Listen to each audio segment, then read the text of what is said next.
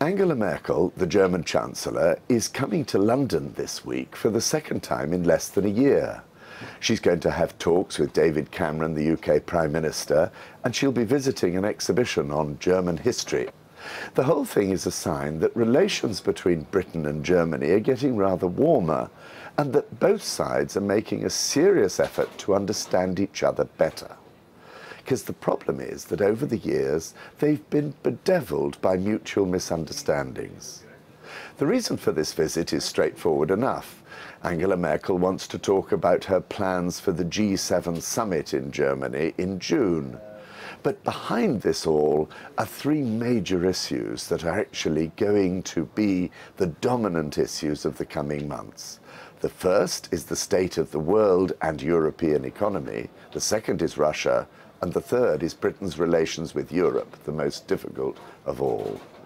David Cameron's going to want to hear from Angela Merkel just what she will do in Germany to try and stimulate demand and actually get the Eurozone economy moving faster.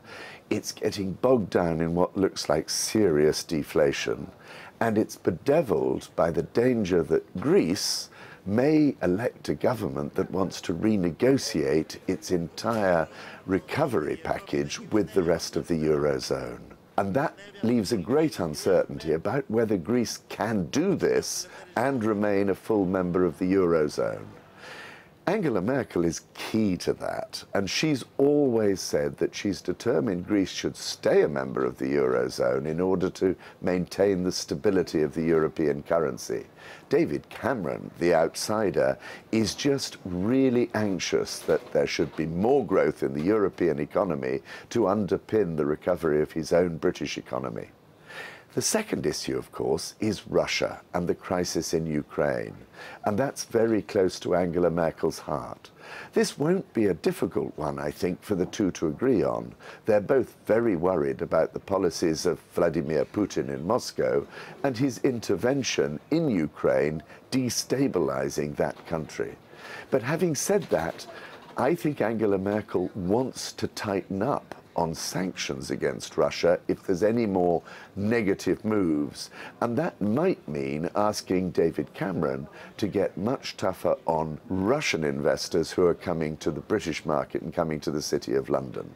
But the one issue that really is most problematic for both of them is the one they rather want to put on the back burner, and that's the relationship between Britain and the rest of the European Union.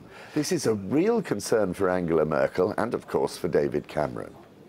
In Berlin, the worry is that David Cameron is going to ask for more in renegotiating Britain's relationship with the EU than Angela Merkel can deliver and indeed can be agreed with the rest of the European Union. She's very worried that in the election campaign that's coming in Britain, David Cameron might make promises for the changes he can get from Europe that she cannot deliver. He, on the other hand, wants to hear from Angela Merkel where she'll support him in getting precisely those changes. So where can they agree? Well, I think that Germany's made it very clear that there can be changes in the way that migrants within the European Union can claim welfare, can claim social security in each country, that should be tightened up. But there can be no restriction on the absolute numbers who can move, because freedom of movement is a fundamental principle of the European Union. That's something that David Cameron is going to find quite difficult to sell to the backbenches of his own Conservative Party, let alone the potential supporters of UKIP on the right wing who want to leave the European Union altogether. Will David Cameron be able to reassure Mrs. Merkel? I think that they will both agree, let's not reopen this whole issue until after the British election. Let's try and kick it into the long grass. Whether the media will let them do that is another matter. Wait and see.